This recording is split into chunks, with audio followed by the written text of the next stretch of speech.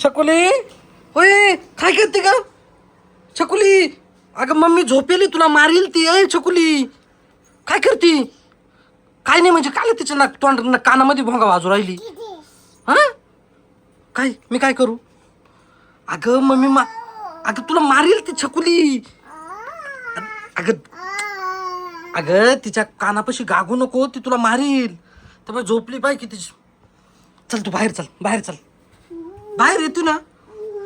ए बाहेर ये ना, चाल ना छकुली.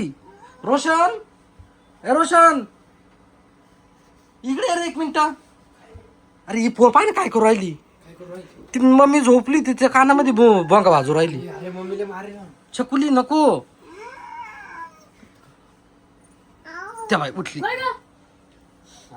आता झाला कार्यक्रम झाला. आता पळा पळा लपा लपा लपा लपा लपा. काय केलं ना मला काय झालं? गुनगुन करू राहिले. अरे पोरकावाची तो कानामध्ये भोंगा वाजू राहिली तरी तुला सुधी आहे ना. लय डोकं दुखत होतं. मी डोक्याची गोळी खाऊन झोपले होते. या बाय कुठे सापडलं तुला? इथं सापडलं कुठं तरी म्हणते. कुठं होत टेबला खाली.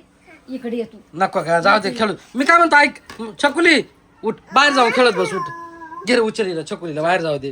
तुला नाही हाणली मी, अगं मी तू कावाची ती तुझ्या कानामध्ये भोंगा वाजत होती. मला ऐकायलाच नाही आलं. मला बरी झोप लागली होती या गारव्याने. मी तिला म्हणत होतो छकुली अरे छकुली नको बाय कानात असं नाही वाजून राध्या.